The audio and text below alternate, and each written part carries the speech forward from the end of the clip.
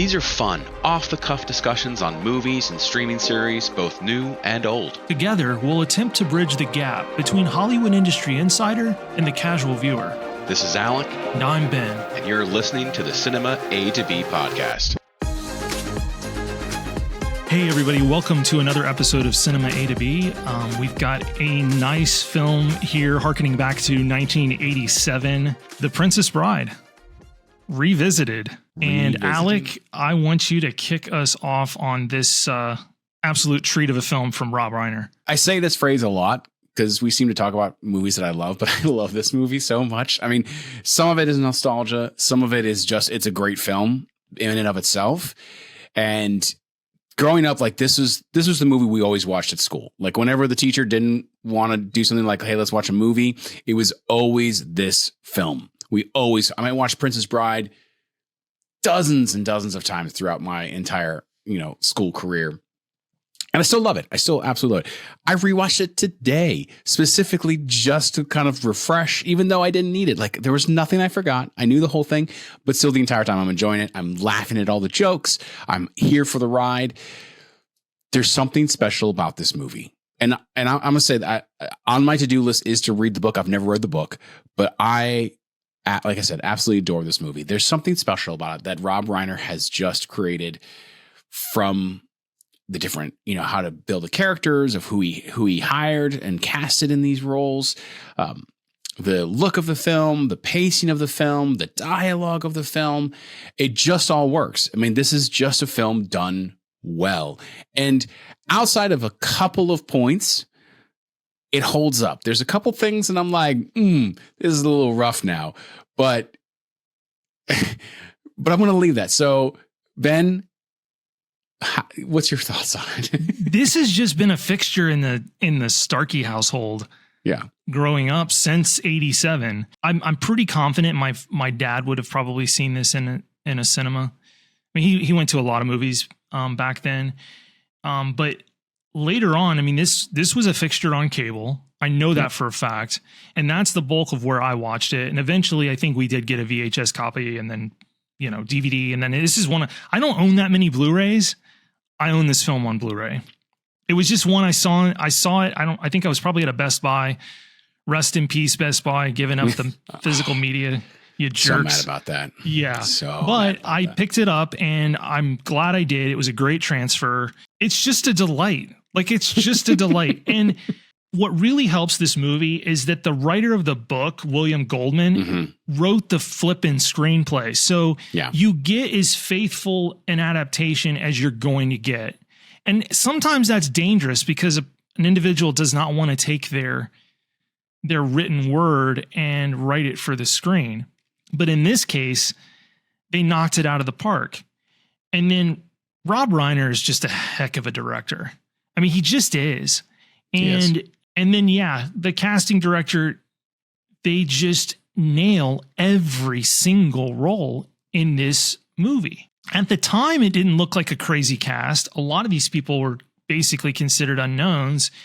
And then, 10 years removed, it's like, whoa. A who's who, kind of. Yeah. And now it's just kind of iconic that you would have this collection of talent. So, at the time of filming, Fred Savage, no, he hadn't. I mean, I don't know. I remember a year he started doing the Wonder Years. I don't think he'd started by 87, though. That seems maybe, but Peter Falk's like the biggest name in the movie. And he's not in it much. He does voiceover narration, obviously, but it's not like. And then the other guy that would have been world famous is Andre the Giant because he basically had already handed the torch off from his wrestling career to Hulk Hogan by this point.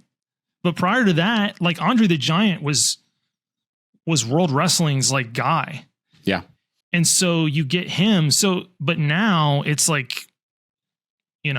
Robin Wright, household name. Mm-hmm. I mean, you have Christopher Guest, playing a villain in here, and a pretty I don't want to say straight, but not a typical Christopher Guest character. There's hints of it. There's hint. Yeah. He'd already done Spinal Tap. I think was 83, if I'm not mistaken. So he would have been recognized, but you're right. Largely, he does play it like, and he's really good at it too. Yeah, as the six-fingered man. Oh my god. So obviously, you have Billy Crystal in it with probably that's the biggest guy. No, you're right. That's the number one name when this movie came out. But he's barely in it. Yeah, it's just a cameo. His scene has reverberated through filmdom since. I mean, this scene is quoted so often. I mean, well, this movie is quoted so often too. I mean, like, but that's his is my favorite. It's like mostly dead, mostly dead, and to all blade, which we all means to bluff. So just quick on that scene. So basically, Mandy Patinkin actually had to like go to the hospital. I had like take a couple of days off because of that scene. He was holding in his laughter so much because Billy Crystal that he like busted a rib or like did something. Like, so he had to go. Rob Reiner had to leave the set because he kept ruining takes for laughing. Like he just had to walk away because apparently like Billy Crystal was just going off script, just doing whatever. And just everyone was having a blast, having a good old time with that. It's just, well, I know Mandy's like said publicly that's his favorite role ever. Yeah. I mean, of course, my favorite character in the whole thing is Vizzini, is Wallace Shawn. Like that's, I mean, I used to quote him all the time. Like, never start a land war in Asia. And secondly, yeah, only slightly lesser known. Yes, and that's one of the things. I mean, it's funny that this movie is. I mean, I wouldn't say it's exactly a kid movie. I forget if I think it's PG. I can't remember if it was PG or G, but I'm pretty sure it's not. It's PG. It's PG. Yeah. Yeah. But like it feels like it skews for kids, but yet there's so much in it as an adult that I still enjoy. And obviously I'm somewhat of I can't make the judgment call because I watched it growing up. So there is that nostalgia. But of course I've gone back and watched things that I watched as a child that I loved that I don't like anymore. Or like I watched it like I had to turn off because I'm like, this is terrible. I wanted to live here, where this movie transcends that time period. Like I enjoy it now just as much as I enjoyed it then. And there's some things that hit better now, obviously, than it hit then. So I don't know if this is true, but I feel like Shrek kind of followed the pattern created by this movie, where it really is made for adults, but it has enough trappings for children that you feel comfortable bringing your kid to watch this. And so, but a lot of those jokes go over your head when you're like 6, 7, 8, whatever. And Shrek works that way too. Like Shrek's operating on two levels, but Shrek's not a children's film. It's not. Shrek's for adults, but you get to bring your kids because there's nothing really vile in it. And there's enough, it's cute enough, and there's jokes and stuff for kids. But Disney films work on usually the inverse of that, where it's a kid's movie and then they just give you enough pepperings of stuff that only an adult would get. So I think this film feels like it's not the first one to do this, but it's one of the earliest that I can remember. And yeah, it's funnier now than I ever was when I was a kid. I mean, when I was a kid, it just felt like what it kind of is at face value, which is like an adventure film.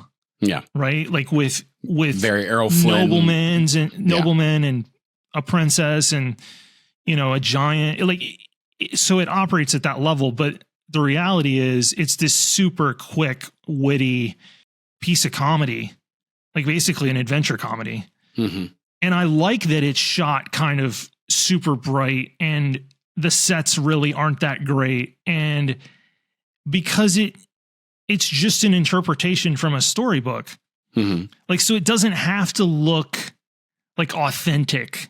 It has this whole aesthetic that feels very fairy tale, and like this, they feel like sets. Like when Mandy and Cary are fighting or sword fighting at the top of the cliffs of insanity, when they're fighting up there, that's just a set. And they didn't worry about the fact that it looks like a set. It's fine. Cause in reality, we're just watching what's in the mind's eye of this kid that's getting read a story by Columbo.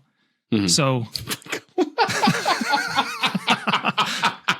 sorry, that just caught me so unawares, but it's so great. Yeah.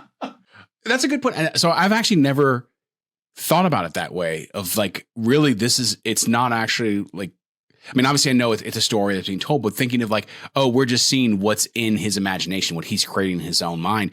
That's brilliant. I love that. I absolutely think that's the way to go. Yeah. But that brings up one of my points is, so one of the things I'm like, it hasn't held up is some of the effects are pretty rough. I mean, especially I was going to say, it's definitely a set when, hey, they jump off the thing and then they sink into the ground a little bit and come back up because it actually is a pad that they're jumping off. But yeah. Oh yeah. But again, these are the things that I can slide and let slide because I just love it so much. It's okay. And obviously it's a piece of its time and it kind of had to happen. But to get that really cool fight scene that the two of them did, and so I was reading an article that was talking about the fact that it in that fight scene that is Mandy Patinkin's character, Inigo Montoya, is trying to pretend he's left-handed, but beforehand he does everything with his right hand. His sword is on his left hip, so he draws it with his right hand and then switches it to his left in fighting. Where if you actually look at Cary Elwes' character, he has his sword on his right hip, right? He pulls it with his left hand.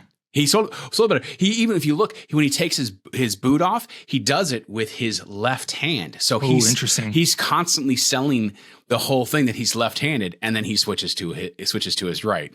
And so like it's this weird dichotomy of like, one of the things that makes Cary Elwes' character so much better than all of these is because he pushes so much more, goes so much further in either pushing the deception or, hey, I'm going to take poison for a while so I can get an immunity to it. I can't partner. I bet my life on it. An odorless, tasteless, instantly dissolves in liquid. Yeah, exactly. I mean, even the names, some of these characters are just, there's comedy built into them. I mean, the fact that a guy's named Humperdinck, like it's just, you can't even say Humperdinck without laughing. And that guy, it gives a great performance too, because he does play it straight.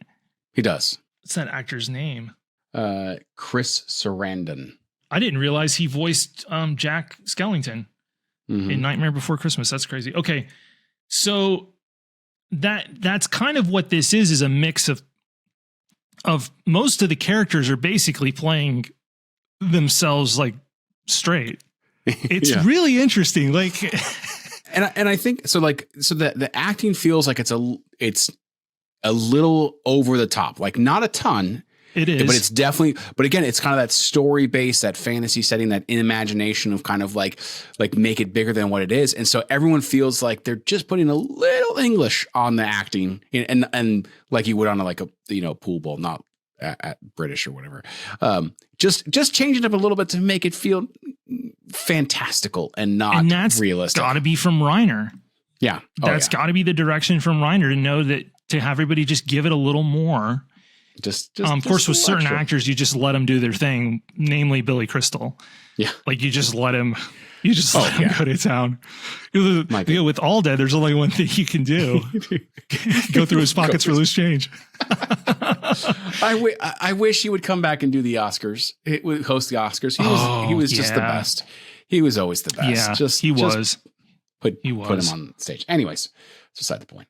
Yeah.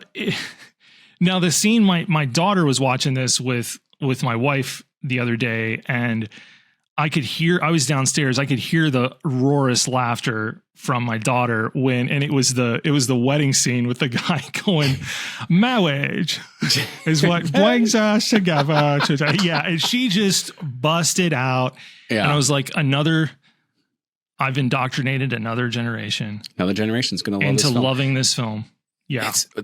There's certain bits of it that just transcend generations, because I know my parents enjoyed this film. Obviously I enjoyed this film. Like students that work for me have enjoyed this film. Your kid enjoys this film. It's like, there's just something so basic about this story, something that this movie's done so well and like with so much purpose that it just continues to go on and attract new fans. And that's when you do quality work, when kind of they're not trying to be anything more than what it is. They know what they are, they stick to it. And like you said, it's kind of like this adventure comedy, and it just works. It just works. I'm not going to quote everything, but I mean, like, just the exchange of like, give us the gate key. And the guy's like, I have no gate key. And then Inigo is like, Fezzik, tear his arms off. And then, oh, you mean this gate key? This gate key, yes.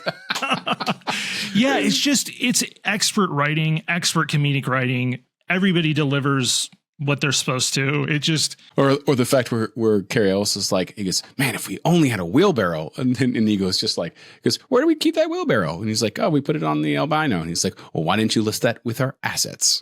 He's like, man, what I wouldn't give for a Holocaust cloak. And he's just, and then Andre the Giant's like, oh yeah. Yeah, I got this. The Dread Pirate Roberts.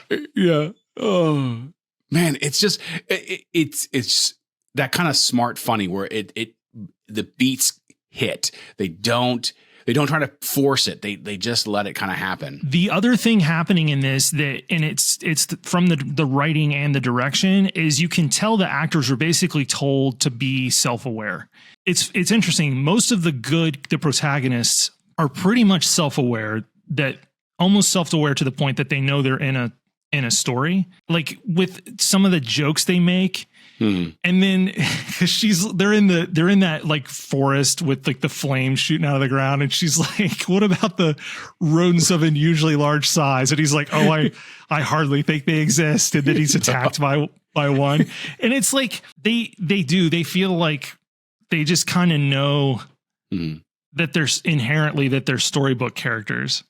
And he's like, she's ready to stab herself. And Cary comes up to her. It'd be ashamed to ruin a perfect set of a pair of breasts. Yeah, like just lines like that.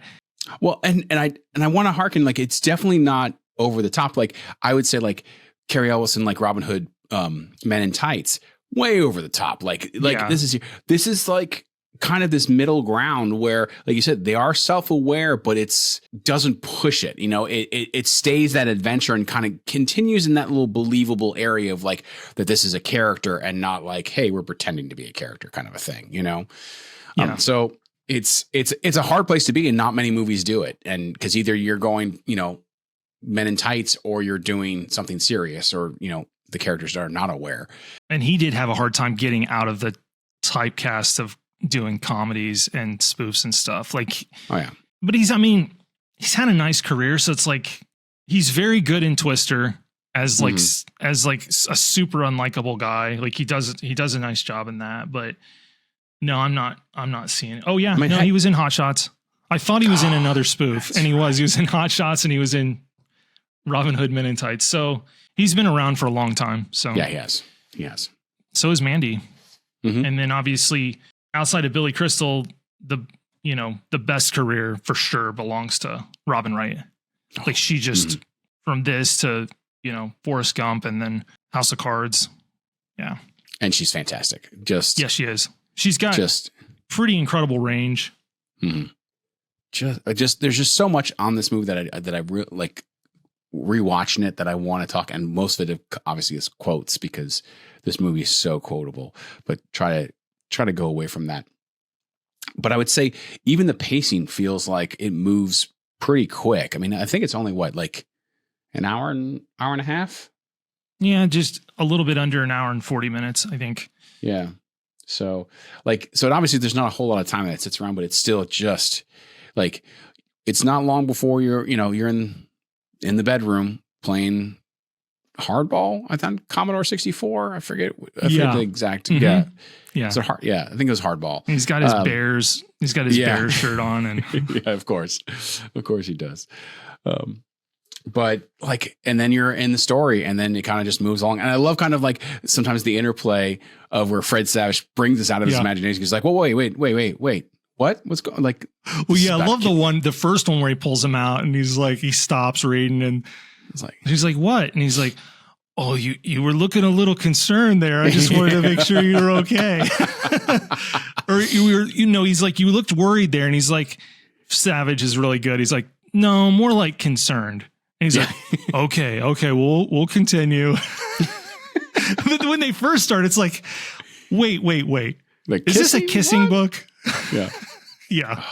Yeah, but it's funny, but then it's super poignant too. Like, it's super poignant because at the end, the whole thing that's been driven home is that when Wesley says, as you wish, he's actually saying, I love you. And so Falk, boom. Says, as you wish. As you wish. And that kind of Hits you right in the feels. Yeah.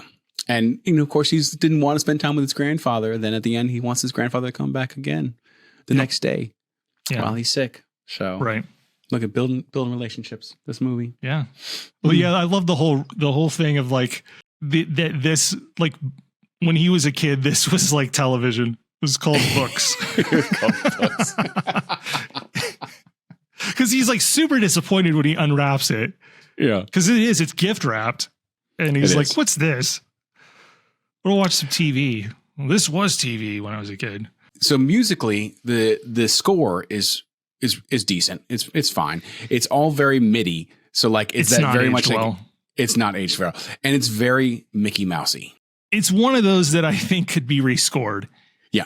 I hate to say that, and it probably would lose some sort of charm, but that MIDI is so the horns they're supposed to be playing don't even really sound like horns. Like when she's being presented and like the prince's introduction and stuff, like it doesn't. Yeah, that's probably what's aged it the most is the score. Yep. Again, because I mean, it feels like early internet when we would like first get songs or whatever.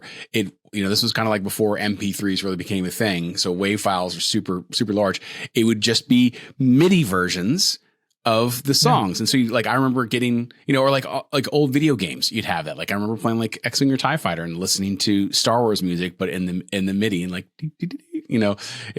that's what it is. There's so much of that in here. And it's just like, oh, and then the Mickey Mousey effect, mousing effect is a little over the top. It does feel much more tongue in cheek, much more, not ages it, the movie, but just kind of makes it feel less serious or whatever. And I mean, some of that could work again, going back, and this is the kid's imagination. I've never been a fan of that, but I mean, it's all over the place. Yeah. The only scene that I can think of that still feels really pretty intense, even for it's not a kid's film. We've kind of established that's not really what it is, but when Cary is on the rack, that's like taking years from his life, that scene still feels pretty heinous. Yes. Like even watching that back now, it still hits pretty good. And I always wondered when I was a kid, and I still wonder watching it, was like, well, how long will Wesley actually live? Because he didn't get those years back. They didn't run the machine back. Like he was on that thing for a while. So it's like, that guy in the character might not live very long. Like they might leave and like he rides off into the sunset, but it's like, and then that machine stole a bunch of time. And I was going to that scene. It's super, super serious, super tough. But I will say that's when Christopher Guest becomes his normal Christopher Guest, is like when he does the first year. And so then he pulls out and like, he's talking like, how do you feel? Blah, blah, blah. And he goes, remember, this is for posterity. And, and like, I'm just like, there it is. There it is. Like you played it straight, all that. Yeah. There's the moment right there. There's the Christopher Guest moment I've been waiting for. So, which, I mean, of course, obviously, I wonder how much he got that role because of Spinal Tap, since Rob Reiner's in Well, yeah, I mean, you're comfortable working with somebody and he can deliver it. All it would have taken was a quick, like, he probably didn't even make him audition. I bet they just ran a real quick screen test and was like, oh yeah, that's my six-fingered man. They did shoot some stuff. Most of it was studio work, but they did shoot some in the UK because the Cliffs of Insanity actually are the Cliffs of Moher in Ireland, at least for an establishing shot. And then that's the other thing that's like really looks bad is like the model boat with the little model ship when it's coming sailing. I was like, ugh. Yeah. Not great. Not great. But largely those scenes are like in the beginning of the movie. And then there's really not anything. There's no set pieces like that for the rest of the film. So like largely they're just in closed off interiors. Like they're not really anywhere else that needs to feel real big or fantastical. So no, I will say though, the hideout, the Pit of Despair, like watching it looks like a set. And not only does it look like a set, it looks like a stage set. Like like they're going to perform it on Broadway or something. Like it just has that feel, like with the stairs. Which brings and an interesting, like, have they ever done Princess Bride live on stage, like on Broadway or off Broadway? Because this would be fantastic. I bet they have. There's the Princess Bride, the musical. Oh gosh. Yeah, that would be fantastic. It would be perfect. The Princess Bride Broadway World. It opened, so I don't think it's running anymore. Yeah, probably not. Just with the way sets look, you would be able to recreate that look and feel really quickly on stage. It's not, there's really nothing in it that lends itself to like a big screen experience. Like I've watched it on my projector and it was fun, but there wasn't anything that really jumped out at me that said, oh, I really kind of wish I would have watched this in a movie theater. Which isn't a knock on the movie. In fact, it's kind of works well that it's just infinitely watchable on anything. I mean, I don't usually advise watching movies on phones and stuff, but I'd probably be fine watching this on a tablet if I had to. Yep. So the only other thing, Valerie, played by Carol Kane, I do recognize her because she plays one of the spirits in Scrooged. She's constantly hitting Bill Murray in the face and in the nuts and like just hits him with like a toaster or something. Yeah, she's pretty funny. She's really a nice counterpoint to Billy Crystal's Miracle Max. Especially that last line. You think it'll work? Yeah. It would take a miracle. Goodbye. the chocolate yeah, like why is it coated in chocolate? She's like, oh, it makes it, what is it, the candy coating makes it go down smoother. Yeah. Yeah, it's just, this is just a little gem of a movie. It's a joke. It's like a joke a minute or maybe 2 jokes a minute kind of stuff. Like it's so fast. If you laugh a lot, you could easily miss jokes. But that's okay because you know what? There's more coming. There's going to be more jokes. There is. I do think your reference to Shrek is spot on. I did not think of that. And I think that is brilliant. And I agree wholeheartedly with it. Shrek being it's kind of it feels version. Like a live action Shrek in a lot of ways. I mean, when I watch Shrek, I feel like the creators of Shrek grew up with The Princess Bride. Like it feels like an influence. It does. Yeah. It feels like an influence. And there's not too many other movies that I think of that do this. This is not an easy thing to do, to take this medieval like world and then make it a roaring comedy. I'm curious, like, what is this, like, what's this movie's legacy like outside of the United States? Like, does anybody even watch it? Or like, is it a fixture there as well? Yeah, I mean, I don't know. Like, is it probably is probably just us? Yeah, I'm curious. Like, if somebody wants to email the podcast from like the UK or something, which you can go to our website. Or for our listeners in Peru, if you know people who are in Peru who adore this film, let us know because that would be helpful. Tell us. Scott. Please tell us if people in Peru love this film as much as we do. It's like a national film of Peru. No, it's probably not. No, it's, do you have any thoughts as we wrap up Princess Bride? This is just a fun movie. This is one of those movies that makes me love this art form just for the versatility and just kind of like how much I can love something like, a Christopher Nolan film or a Spielberg film, but then on the flip side, have something like this that is so different, but so done, so well in addition that I can enjoy it for different things. And you bring up a great point because I think a lot of people get caught up into thinking that their favorite film list has just got, if their favorite film's Oppenheimer, that the rest of their top 10's got to look and feel like Oppenheimer. Like, I feel like that's a trap some of us kind of can fall into of like, oh, my top 10 can only be like really serious movies. Or if I love comedies, they're all comedies, or they're all dramas, or they're all sci-fi. And it's like, no, this film is broad as it gets. It's as broad as literature. It's as that's what makes this so cool, is that you can have The Princess Bride, and then you can have Casablanca, and then you can have any number of great films, but they're great in different ways. And this is, it sits at an 8 on IMDb. I think that's probably fair.